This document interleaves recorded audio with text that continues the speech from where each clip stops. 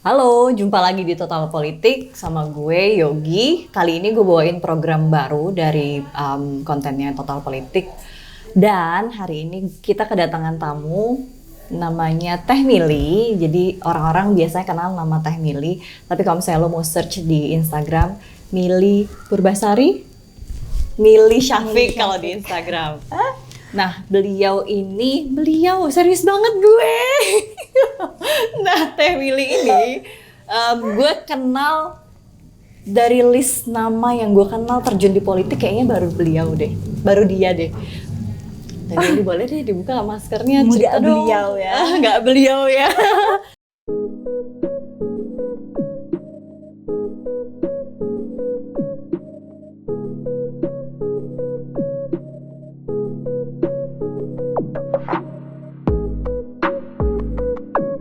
Sebenarnya waktu itu lu terjun ke politik praktis kan ya Teh? Iya. Di tahun berapa sih? Mulainya 2018 ya. 2018 yaitu buat persiapan kampanye 2019. 2018 persiapan kampanye 2019. Kalau kampanye pemilu maaf. Pemilu. Pemilu 2019. Waktu itu dapil lu di mana? Jabar 2 yaitu Kabupaten Bandung dan Kabupaten Bandung Barat. Gue sebenarnya kepikiran sederhana ya, karena gue nggak pernah yang namanya terjun di ranah politik. Bahkan untuk bisa masuk ke circle politik aja gue ntar dulu deh gitu ya, kayaknya ya terlalu ribet gitu. Apalagi gue tahu posisi lo pada saat lo terjun di politik praktis itu udah punya anak kan ya? Udah punya anak 2. Gue baru 1 anak gue. Nah waktu itu gue berpikir sederhana sih pas gue kenal sama lo nih Teh. Waktu itu gue masih ada di circle ibu-ibu yang mengalami fase masa transisi ya kan. Sedangkan tiba-tiba ada satu sosok ibu-ibu yang punya anak 2 tapi udah berkecimpung langsung di politik praktis. Sebenarnya yang bikin elu sampai akhirnya terjun di politik waktu itu apa sih?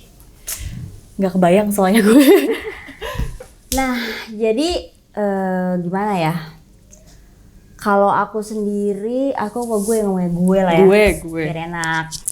Gue itu dari dulu sebenarnya orang yang paling gak suka politik. Jadi sama kayak lo, jadi kayak politik gitu. Gitu kan. Nah, cuman ya gimana pun juga, apapun yang terjadi dalam kehidupan kita relate sama keputusan politik. Nah, apalagi kalau gue arsitek kan, jadi selama ini gue bekerja sebagai arsitek di manajemen hotel, jadi bukan in-house ya, jadi gue kayak ngurus as a technical manager, gue ngurusin preparing hotel lah istilahnya. Banyak regulasi-regulasi itu kan dihasilkan dari buah politik kan. Nah, tapi sebenarnya yang men-trigger gue kayak, gue perlu melek politik sih. Kenapa? Karena kita pernah mengalami fase di mana tahun 2017 ya, ada sebuah pilkada yang buat gue sendiri gue nggak nyaman karena kita di situ menjadi masyarakat Indonesia yang terpolarisasi. Gue sebagai orang yang cinta keberagaman Indonesia gitu ya, gue nggak mau nih, gue nggak suka nih. Gue punya anak 2, gue pengen anak gue dua-duanya cinta Indonesia dengan segala keberagamannya. Gue nggak mau anak gue sampai nantinya besar di Indonesia yang terkotak-kotakan.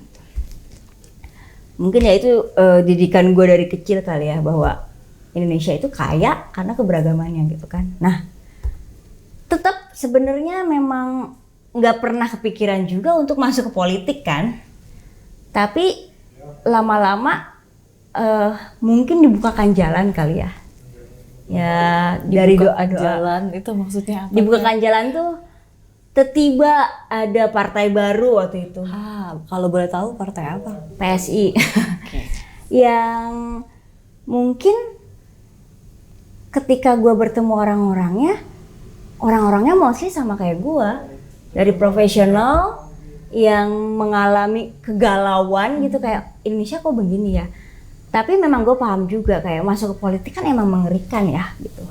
Buat gue yang awam tuh mengerikan, gue kayak ini makhluk apa nih politik ini, dalamnya tuh seperti apa gitu. Tapi setelah dipikir lagi, kalau semua orang yang kayak guanya banyak, ya politik kita isinya itu terus. Okay. Ya kan? Makanya ketika ada partai baru yang memberi kemudahan untuk bisa masuk, untuk tahu apa yang bisa kita bantu untuk memperbaiki sistem kita yang sudah berjalan selama ini. Sebentar deh, kemudahan yang lo maksud itu maksudnya pada saat lo terjun ke politik praktis, apakah mereka kasih support? Kemudahan lebih ke selama ini kita sebagai masyarakat awam pernah tahu nggak sih how to enter political party itu? No. Enggak kan? Nah, PSI waktu itu menyuguhkan bahwa oke, lu kalau masuk lu daftar, lu bikin CV, lu segala macem. Oh, Kayak that recruitment makes gitu ya? sense gitu kan, kayak gue mau kerja aja gitu kan. Ya udah, ya gue turutin semuanya, wawancara, gue riset, dan itu yang menarik sih. Jadi proses di awal tuh menarik, yang selama ini nggak pernah gue tahu dari partai-partai lainnya gitu. Jadi buat gue itu adalah kemudahan agar orang awam bisa mau masuk dan melek politik gitu. Nah, pada saat itu lo bisa masuk di PSI nih ya, berarti pertama kali itu masuk partai. Pertama kali lo masuk partai. Akses yang lo dapet itu melalui teman kah, melalui saudara kah, atau apa? melalui Instagram Ads. Oke. Digital sekali ya Anda. Jadi kayak Instagram Ads-nya muncul berkali-kali, mungkin karena profilnya gue cocok dengan yang mereka cari kali ya.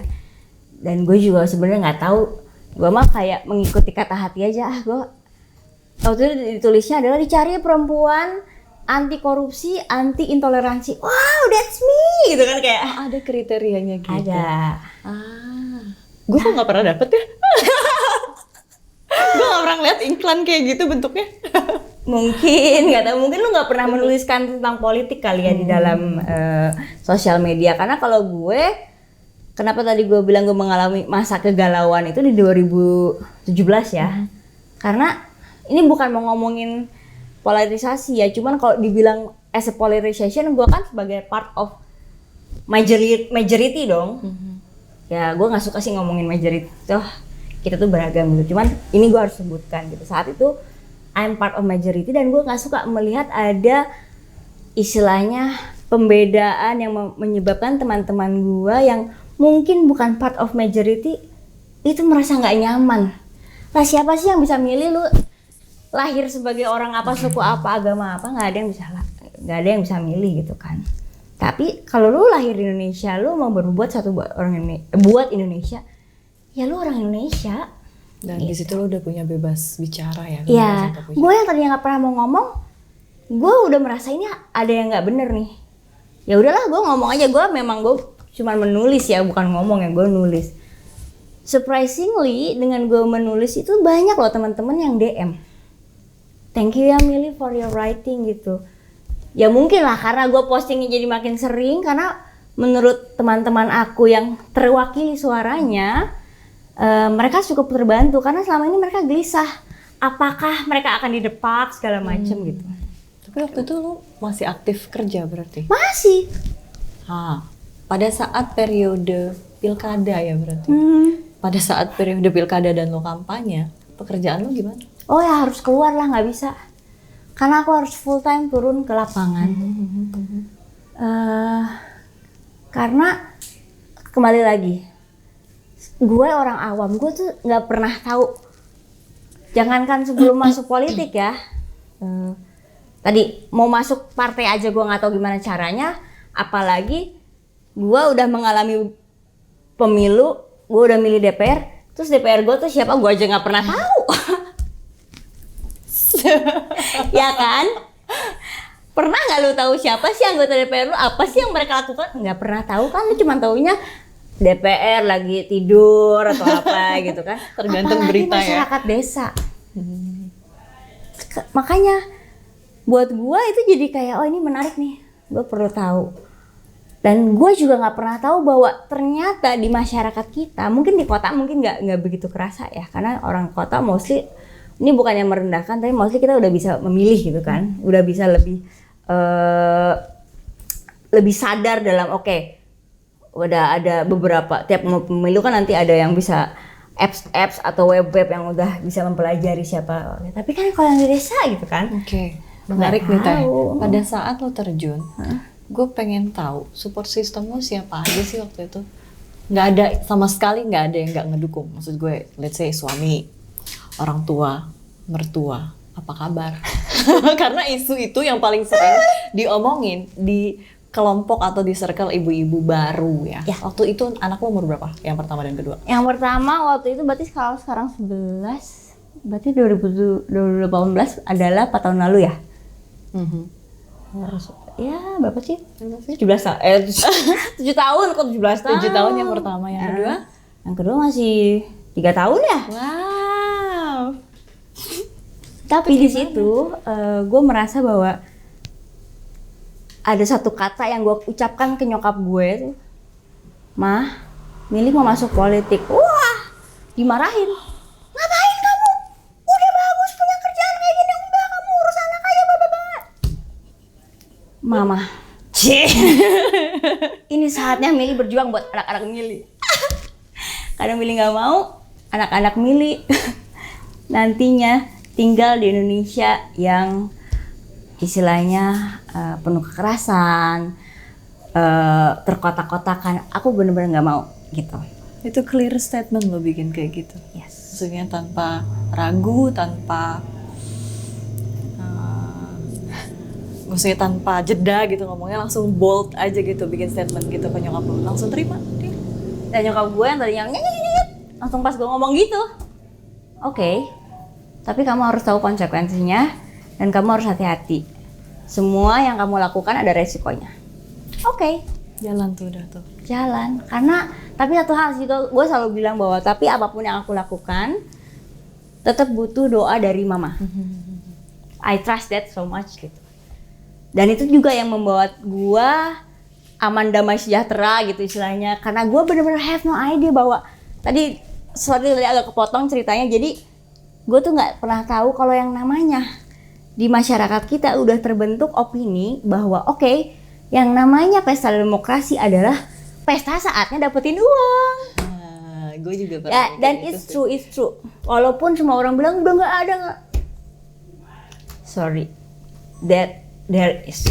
Bahkan pemainnya itu udah bisa dibilang mereka udah paham masuk ke organisasi. Gue nggak mau mendiskreditkan lah ya, itu biarkan orang-orangnya rahasia umum aja ya. Kayak gitu. Ya gitu lah. Maksudnya kan orang pinter lah ya nggak mungkin lalu sekarang terang-terangan ngasih amplop.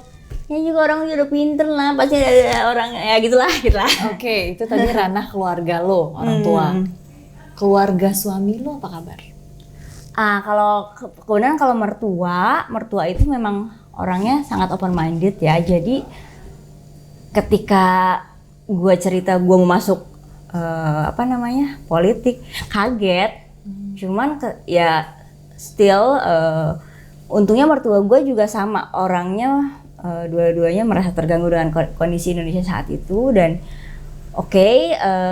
emang kita malah jadi harus berjuang bersama gitu. Jadi mertua gue memang nggak masuk ke politik, tapi dia orkestrasi angkatan gen baby boomers kali ya, gen F ke atas untuk kayak biar mereka mau ikut bantu menyuarakan kayak gitu. Terkait isu perempuan nih Teh, gue pengen tahu. Pada saat lo propose ke keluarga lo dan keluarga suami, kucing mau masuk. Pada saat lo propose ke keluarga lo dan keluarga suami terkait lo mau terjun ke politik praktis nih, akan kampanye dalam periode waktu kucing dalam periode waktu tertentu nih, katakan berapa bulan waktu itu? 6 bulan? Enggak, aku tuh declare, jadi keluar dari kerjaan dan declare masuk politik itu Februari 2018. Oke. Selesai kampanye ya April ya? April 2019. Ya. Almost setahun ya? Yes. Oke. Setahun tanpa penghasilan. Nah ini nih yang gue mau tanya nih. Lu sebagai perempuan bekerja, punya suami, kemudian lu propose untuk terjun ke politik praktis di kondisi lu punya anak ya. Gue coba rekap sedikit scene-nya.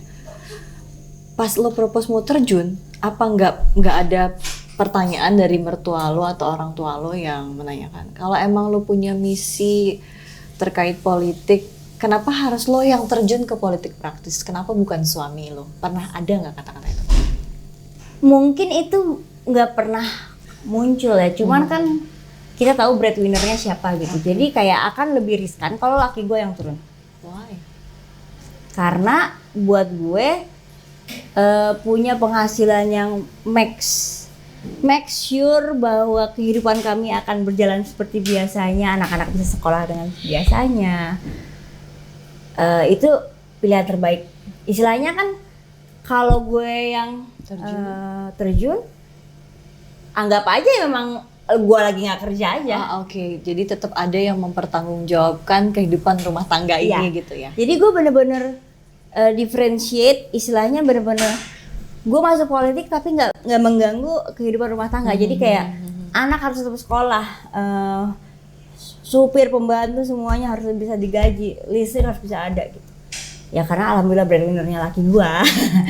Jadi makanya dia yang the house running as usual, gue yang relain deh turun ke lapangan. Dan gue juga kalau misalnya dibilang tapi kan anak-anak butuh perhatian loh, ya gue juga nggak setiap hari turun ke lapangan kan, karena di awal-awal juga gue karena dengan segala keterbatasan ya transport segala macem, gue cuma bisa di weekend doang. Oh jadi lo nggak stay di Bandung pada saat itu? Enggak. Pulang pergi. Jadi aku bener-bener nungguin anak pulang sekolah ya Jumat. Dan Jumat itu yang paling gede ada les bola. Dia baru beresnya jam berapa? 6 ya? Maghrib lah. Pokoknya anak-anak beres, gue langsung nyetir ke Bandung sendiri. Besok langsung besoknya langsung turun. Minggunya tengah malam gue udah minimal udah sampai sini. Kenapa? Karena besok paginya mobilnya dipakai lagi buat anak gue sekolah. Tiap hari kayak gitu? Setiap weekend buat bulan-bulan awal. Dalam 1 tahun? Enggak, karena kan kalau kampanye sebenarnya mulainya dari September ya kampanye. Tapi kan lu pasti udah mulai sounding. Oh iya. Sebenarnya persiapannya itu cukup panjang karena satu, gue bener-bener dari nol loh. Gue bener-bener nggak tahu bahwa harus bikin struktur segala macam. Jadi ketika masuk aja gue kayak riset dulu kan. Jadi masuk PSI itu nggak lu langsung jadi caleg, lu jadi bacalek dulu kan. Nah untuk lolos jadi caleg pun gue mengalami beberapa bulan ya, gue lupa itu masuk declare dari Februari, gue baru lolosnya di bulan apa ya, gue lupa lah bulan apa. Tapi itu gue riset untuk presentasi gue, karena yang lolos itu yang segala tesnya, yaitu yang terakhir itu kenapa gue riset, tes yang ketiganya itu presentasi ke panel, juri panel yang emang bukan dari PSI, biar emang dari profesional gitu kan. Jadi, untuk make sure bahwa lu mau masuk DPR, lu mau jadi caleg emang ada tujuannya. Isu yang lo angkat waktu itu terkait pendidikan. Pendidikan dan perempuan tuh udah common ya? Udah common sih, maksudnya gini, gue selalu berpikir bahwa asal mulanya segala macam permasalahan ini karena pendidikan ini nggak merata gitu kan istilahnya. Jadi kalau setelah gue kampanye ya mengalami turun ke lapangan, gue bener-bener bisa melihat bahwa wow gila ya, pola pikir masyarakat kita ini bener-bener sangat bergradasi gitu. Jadi lu yang di kota ngomongnya udah nyampe langit, yang di desa mah naon gitu kan istilahnya. Jauh banget ya. Jadi kadang-kadang gue juga berpikir bahwa ya pantas aja kita nggak pernah selalu dalam satu bahasa yang sama, karena frekuensi. Ya karena kita yang di sini pola pikirnya udah sampai analytical atau apa, yang di bawah tuh masih survival. Itu aja udah beda bahasanya. Nah, isu pendidikan yang lo angkat pada saat lo terjun ke politik praktis, itu terkait nggak sih sama, kita kan kenal dari keluarga kita, jadi itu kayak komunitas asuhan Ibu Ella, Najila Shihab. Jadi gue kenal pertama kali sama Teh Mili itu dari satu komunitas itu. Nah, kalau isu pendidikan yang lo bawa pada saat lo terjun ke ranah politik praktis, apakah itu relate sama kondisi lo sebelum atau sesudah Jadi lo emang concern ke pendidikan sebelum lo terjun ke komunitas tersebut atau pada saat itu lo baru dapat? Sebenarnya kalau gue tuh concern pendidikan dari semenjak gue hamil anak gue. Kenapa? Karena ini bukan mau nyombong ya. Aku dari dulu sekolah di sekolah negeri favorit, istilahnya mah kayak jalur emasnya Bandung gitu ya. Lalu sekolahnya apa? Aduh ngampus lah. Bisa cari sendiri dulu ya apa. Lalu gua tuh nyeleneh sendiri. Gua pengen masuk ke arsitektur Unpar. Dimana kayak orang tuh semua mengeluh-ngeluhkan masuknya ke ITB atau apa. Tapi yang gua tahu arsitek Unpar bagus kan. Tapi kan udah jalur emas sekolah negeri, lu kenapa tiba-tiba melenceng gitu. Nah, tapi yang gua rasakan bahwa ketika di swasta gitu ya, porsi antara teori dengan praktik itu 50-50. Itu yang membuat semua pelajaran yang gue terima ketika sekolah gitu, gue bisa masuk. Dan gak jago teori doang. Dan gue tuh kayak, kalau gue nginget lagi, gue dulu sekolah belajar apa sih gitu kayak. Karena mostly kan ingetan gitu kan, ujian juga lebih inget gitu. Kalau inget itu lu cuman inget tapi nggak paham, itu cuma karena kita itu terlalu banyak dijejelin dalam kurikulum kita, sangat generalis. Kita pendidikan kita dari dulu kita tidak disiapkan menjadi seorang ahli. Kita tahu segala macam tapi permukaannya doang.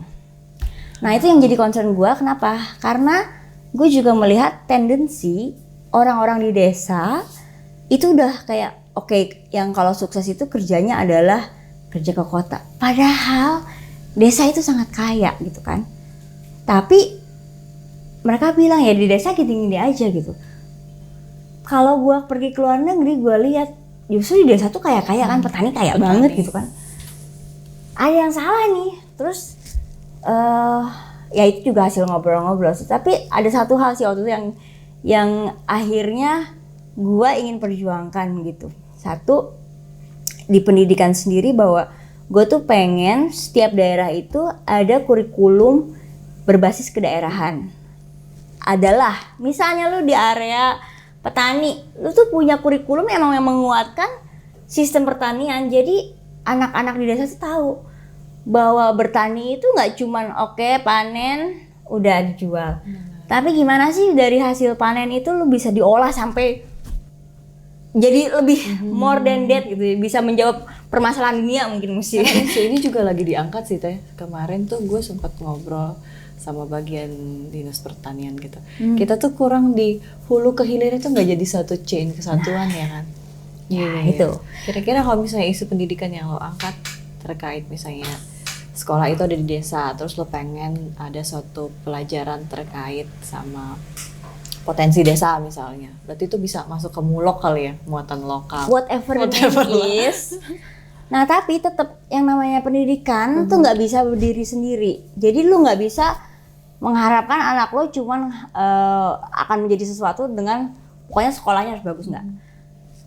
Keluarga tuh penting. Itu makanya ketika gue gabung sama relawan Rangkul, gue sangat menyadarkan gitu, terutama ketika gue mulai turun ke dulu RPtra ya kalau Jakarta gitu, bahwa cara kita menyampaikan bahwa pentingnya peran kayak kalau di masyarakat kita tuh masih sangat yang megang anak tuh ibu gitu ya. Pentingnya peran ibu terhadap pola pikir anak segala macam tuh sangat penting, karena kita dari dulu dibiasakan bahwa segala macam harus instan. Contoh, anak jatuh nih ya, biar berhenti nangis, lantainya salah.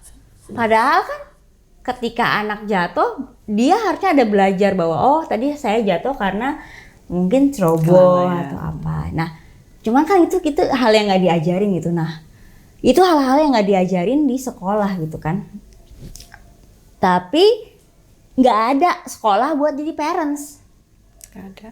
Ya kan?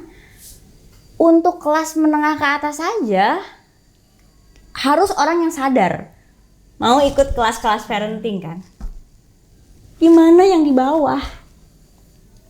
Nah, jadi tadi dulu program gue yang in a perfect world, satu pendidikan buat buat yang lebih berbasis penguatan potensi alam daerah. Kedua, pendidikan keluarga dengan mengoptimalisasi posyandu. Dulu gue bikin nama programnya Pos Mama. Itu sebenarnya gue keidean dari RPtra. Kalau zaman sekarang apa namanya gue nggak tahu lah. Masih ada kok RPtra? Iya RPtra masih ada, namanya berubah kan. Cuman buat gue itu RPtra itu sangat penting karena gue melihat sendiri case nyatanya. Jadi waktu itu gue ke RPtra mana ya, gue ngasih kelas gue lupa. Intinya itu RPtra ada di tengah-tengah kota yang ternyata pemukiman super padat. Pengelolanya bilang, "Aduh, Mbak, pertama kali kesini anaknya ampun, bandel-bandelnya minta ampun. Kolam ikan dipipisin, wah segala macam. Tapi dan sadly-nya itu karena di pemukiman super padat yang mostly orang tuanya adalah PSK atau apa, jadi mereka nggak peduli sama sekali dengan pendidikan anaknya. Jadi si pengelola RPtra ini punya tanggung jawab terhadap anak-anak ini. Dan yang bikin gue terharu, ketika gue kesana lagi ngobrol, maghrib, itu semua anak-anak pulang ke rumahnya dan gak ada sampah satupun. Can you imagine? Gue nanya, wow Pak, ini gimana caranya? Gimana lu ngajarinnya? Pelan-pelan Mbak, 2 tahun. Jadi ternyata gue melihat bahwa RPtra itu sangat komplit. Kenapa? Karena menyediakan nutrisi dan sampai ke intelijensi gitu istilahnya ya. Intelijensi kan nggak hanya mampu berpikir, tapi juga soft skillnya mereka gitu. Itu usia berapa aja yang waktu itu lo inget di Yang RPtra? Yang diasuh di RPtra? Mix. Jadi yang membuat mereka mulai tertarik sama yang namanya belajar segala macam dibuat bahwa kita ngerjain rame-rame yuk gitu. Jadi kayak emang harus dibuat fun. Dan gua selalu ingat kata-kata Bu Najila Shihab bahwa sekolah itu harusnya menyenangkan, belajar itu harusnya menjadi sesuatu yang fun sehingga lu ingin belajar sampai kapanpun. Karena toh benar, kehidupan adalah guru kita yang paling baik. Asik. Masuk gitu kan. Berarti itu salah satunya Bu Ella cukup banyak ya ngasih masukan, influence dan bikin ide lo jadi lebih berkembang gitu. Sampai saat ini lo sempet collab juga nggak sih sama Bu Ella? Maksudnya terkait isu yang sempat lo angkat? Kalau gue sih jujur mungkin awal-awal yang tadi gue bilang pas masa riset itu gue memang banyak berdiskusi ke Bu Ella. Gue itu berusaha mencari apa sih yang sebenarnya masyarakat cari dari pendidikan. Mostly masyarakat itu hanya tujuan pendidikan adalah punya kerja. Cuman itu. Bukan menjadi pribadi yang lebih baik ya. Jadi buat mereka itu sekolah hanya biar punya kerja lah. Kalau misalnya kitanya istilahnya menjadi pribadi yang baik segala macam, punya kerja tujuannya apa? Punya uang. Punya uang tujuannya apa? Bisa hidup dengan layak kan. Sebenarnya can be anything kan gitu. Itu terlalu jauh lah bahasa gitu. Nah, lanjut nih ke periode lo waktu terjun, kemudian kampanye, kemudian akhirnya ada resultnya. Pernah nggak sih di fase-fase itu lo juga menggaungkan ajakan ke teman-teman sesama, let's say ibu-ibu lah ya, kayak gue nih gitu ya, atau ibu-ibu yang di circle-circle lo yang lo cukup punya hubungan intens, pernah nggak sih lo gaungkan kayak ajakan mungkin atau apa? Sejujurnya sih bukan ajakan, bahwa mereka sendiri yang nanya, lo masuk politik serius lu? Semua orang terkejut gitu kan, terkejoet gitu. Karena gue masuk politik, lo kan punya anak, gimana sih lo gini. Ya setiap orang kan mungkin nggak punya kondisi yang sama ya, gue juga paham sih. Tapi gue selalu bilang bahwa sebenarnya kan politik itu gimana pun juga relate sama kehidupan kita gitu. Lu nggak melek politik, lu mana tahu kenapa harga-harga tiba-tiba naik kan? Semuanya dihasilkan dari keputusan politik gitu kan. Jadi gue sempet awal-awal sering diajak sharing ke ibu-ibu sih. Tapi sayangnya bukan teman-teman aku sendiri. Kalau teman-teman aku sendiri cuman wah keren ya. I support you.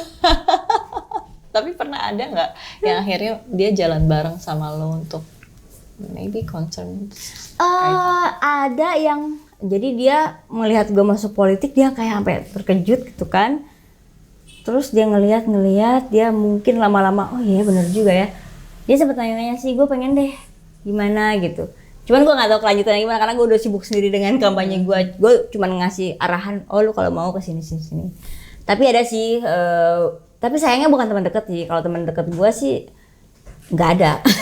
Ya. Masuk ke periode pas lo tarung nih, periode kampanye. Gimana caranya? Atau lo pakai dana pribadi waktu itu? Gimana caranya lo mengumpulkan semua source untuk bisa support periode kampanye lo turun ke lapangan, lo ketemu relawan, itu ceritanya gimana teh? Nah, ini kalau ini bukan mistis ya, tapi di deliver aja pakai bahasa manusia bisa. Jadi gini, gue selalu percaya apapun yang kita lakukan itu akan membuahkan hasil. Jadi semua donasi yang gue dapatkan itu tuh sebenarnya awalnya dari hasil kerja gue zaman dulu. Means gini, gue kan kerja di hotel, gue megang project hotel. Ketika gue megang project hotel, gue pasti berinteraksi dengan para owner-owner. Dan ketika lu bekerja dengan baik, menjaga kepercayaan mereka, nggak macam-macam lah. Mereka juga pasti inget kan hasil kerja lo seperti apa. Dan ketika gue keluar dari kerja masuk ke politik, itu malah jadi kamu masuk politik gitu kan? Itu mereka sendiri yang nawarin. Saya dikenalin ke teman-temannya, ke circle-nya. Walaupun aku sendiri bukan yang dapat donasi berapa M enggak. Jadi istilahnya ketengan gitu. Ada yang gue punya pabrik kaos nih, gue bikinin kaos ya gitu. Misalnya, aduh tapi aku butuh mobil nih karena kan udah mau mulai kampanye nih September. Aku kan ada yang nanya butuh apa lagi. Sebenarnya sih butuh minjem mobil.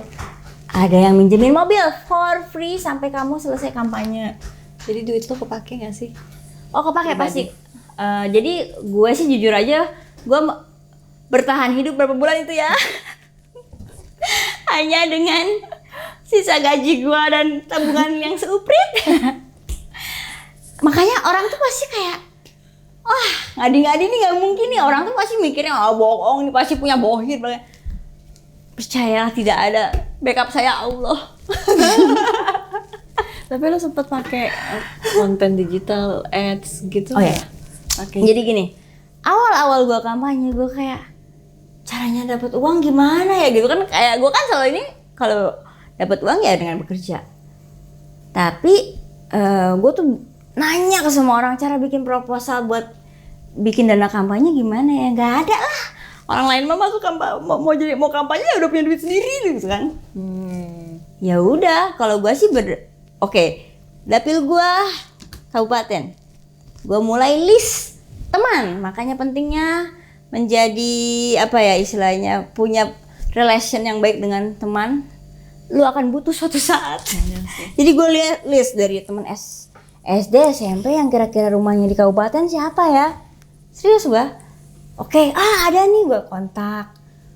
Dari mulai itu aja ngobrol. Tapi percayalah mendapatkan, lu masuk politik gitu kan, itu kan kayak something weird gitu kan. Tapi ya nggak apa-apa, cobain aja gitu.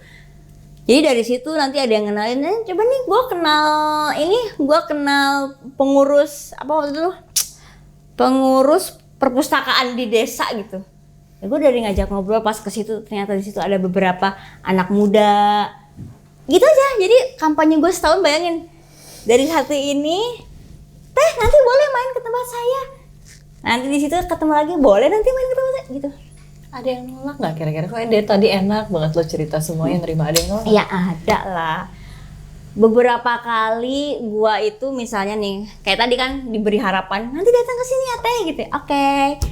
Cuman kan ya itulah, politik mengajarkan kita bahwa tidak semua orang berhati mulia.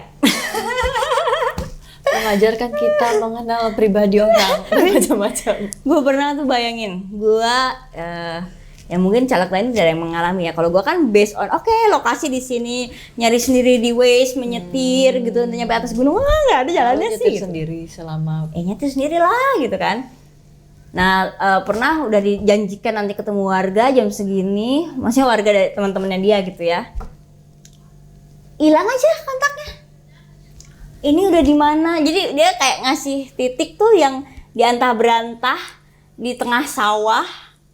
Itu tuh ya sampai gue turun dari mobil, duduk di pinggir gitu. Tapi memang Tuhan maha baik sih. Makanya gue bilang bahwa perjalanan politik ini sebenarnya perjalanan spiritual. Tawakal dan apa istilahnya, manusia bisa berusaha, yang menentukan adalah Tuhan gitu kan. Jadi kayak bayangin gue lagi duduk di pinggir jalan sih, ini kemana gitu, tiba-tiba ada ibu-ibu, Neng, yang kemarin kan di desa ini ada ibu-ibu yang pernah ikut kampanye gue, ayo dikenalin sama warga desa. Ya, magical happens everywhere. Kalau lo nggak percaya ya, it happens for me at least gitu kan.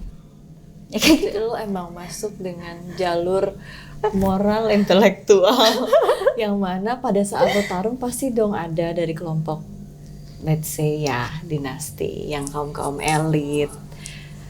Mereka turun juga nggak sih kira-kira teh? Gue pengen tahu ya. Maksudnya kan gue nggak ada di lapangan. Maksudnya gue belum pernah terjun langsung melihat kampanye itu seperti apa sih, atau menemani, mungkin gue nggak pernah. Jadi pada saat periode lo kampanye yang datang dari golongan kayak gitu ada nggak? Jadi gini, perlu diketahui, gue juga baru tahu sih, karena kok gue kayak mudah banget ya, setiap datang anggota mana DPR gitu kan, oh ya belum ada kok DPR, gila, ini anggota DPR, caleg DPR kagak ada yang turun apa? Ternyata gue baru tahu, kalau DPRP nggak perlu turun, yang turun adalah tim sesnya saja atau DPRD-nya, dan mereka biasanya udah buat paket-paketan. Dan yang namanya incumbent, mereka tuh sebenarnya udah punya tim di lapangan yang maintain. So actually they don't need to. Jadi cuma datang aja, mungkin ya deket-deket pemilu lah ya. Jadi penting store muka gitu ya.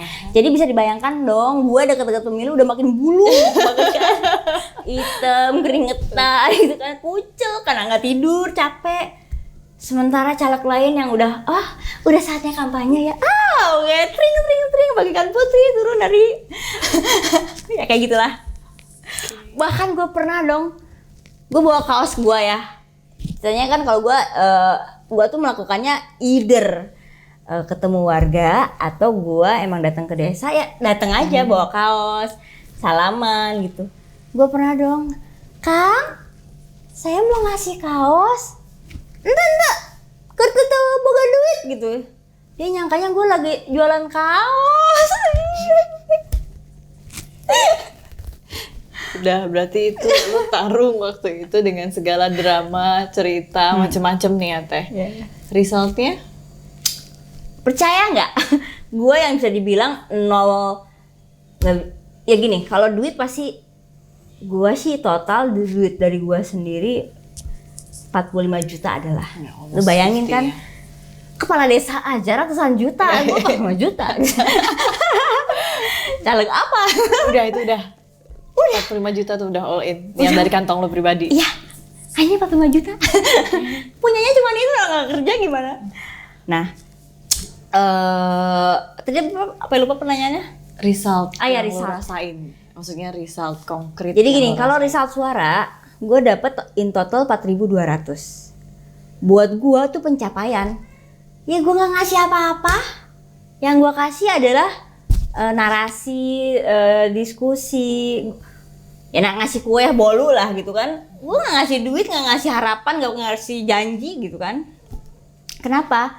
Karena ketika gue kampanye, gue udah awalnya in my mind, oke, gue akan ceritakan tentang pendidikan. Ya Bu, boro-boro mikirin pendidikan. Perut gimana kabar? Ya. Jadi yang gue lakukan adalah gue cuma nanya, ibu bapak tahu nggak tugas DPR apa? Terserah, nggak ada yang tahu. Gue cuma menjelaskan bahwa kalau ibu tahu siapa DPRD-nya, minimal kalau DPRD ya yang paling ini, ibu tuh bisa istilahnya, misalnya ada pejabat daerah yang nggak bener kerjanya, bisa loh mengadu ke DPRD karena itu tugas mereka. Gitu. Pas lo kasih tahu gitu, gue juga yakin. Oh gitu. Apa-apa. Gitu. Mereka tuh nggak tahu. Mereka cuma tahu ya pokoknya mah yang uangnya banyak, tapi udah jadi mah rumahnya dipagerin, dikunci wae gitu katanya. Artinya apa teh? Jadi biasanya warga desa mah ya udah bodo amat lah, yang penting duitnya aja, karena udah pengalaman mereka ketika putra daerah atau siapapun yang mereka tahu itu maju dan jadi, rumahnya pun langsung dikunci. Reses itu kalau misalnya bisa lihat ya, kalau misalnya mau tahu resesnya PSI gimana, bisa follow anggota dewan yang terpilih. Kalau reses kita kan bener-bener, reses adalah ngobrol kan, ngobrol langsung, ngedengerin segala macam. Kalau yang gua tanya ke ke warga sih, naon reses gitu. Nah, mostly reses yang gua tahu itu lebih ke kayak buat memaintain tim-tim mereka yang udah terbentuk aja.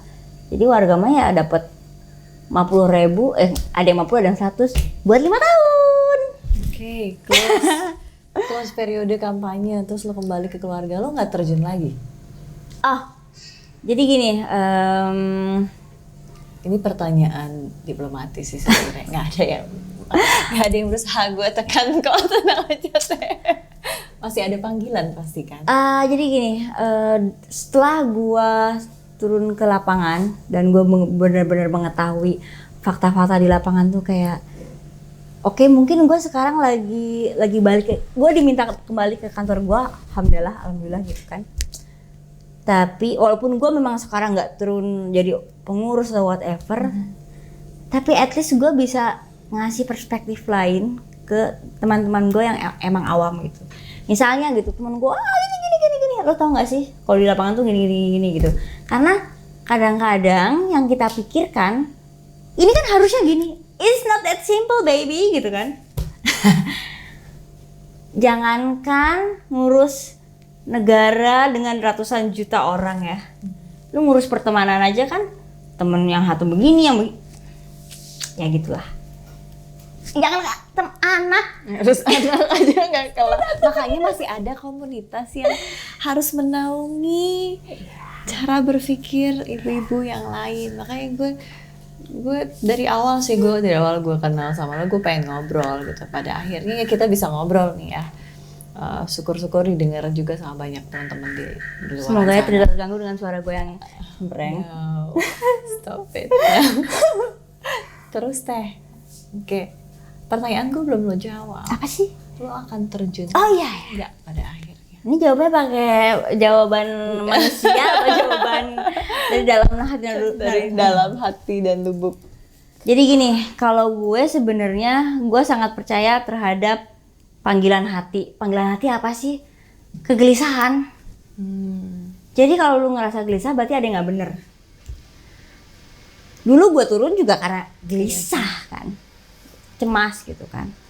Nah, buat saat ini gue melihat bahwa teman-teman gue di PSI udah lebih structured, udah lebih istilahnya memperbaiki kesalahan-kesalahan apa yang terjadi sebelumnya gitu kan. Oke, mungkin gue bisa setback dulu. Setback tapi bukan berarti gue lepas tangan, gue tidak berpolitik gitu. Karena sebenarnya gue itu tim Aristoteles kali ya gitu, kayak politik itu adalah kembali sebenarnya sebuah cara untuk ujung-ujungnya sih untuk agar manusia bisa hidup dengan baik dan benar gitu kan. Jadi hubungan antar manusia. Jadi kalau gue walaupun gue mungkin saat ini nggak ikut jadi pengurus atau apa gitu, tapi gue tetap ikut, misalnya ada kegiatan bakti sosial atau apa, gue harus jadi menawarkan diri aja. In charge lah ya. Ya, kayak misalnya nih, kan kalau orang suka nanya, lalu diajakin, enggak ada yang ngajakin gue sih nanya aja, ada banjir ya? PSI butuh bantuan nggak? Karena percayalah ketika terjadi sesuatu, kadang-kadang boro-boro nggak mikirin, ayo gitu kan. Kita udah pusing, oke, yang ini tim mana gitu. Jadi lu jangan, gue nggak nunggu diajakin, aduh gitu. Tawarkan diri, apa yang bisa gue bantu gitu. Gitu.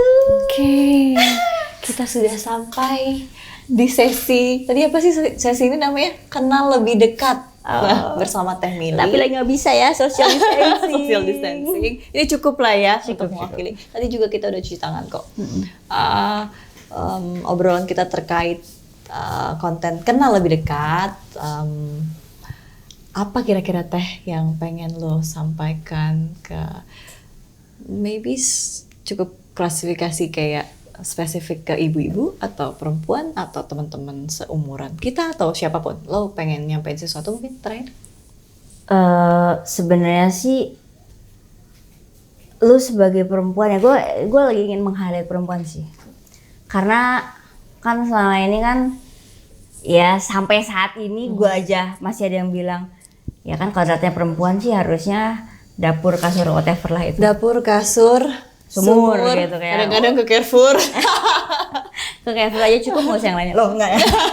Jadi intinya gini, lo mau perempuan, lo mau laki-laki, skill di hidup itu tuh genderless. Yes. Lo jangan bilang masak itu adalah kewajiban perempuan, no. Gitu.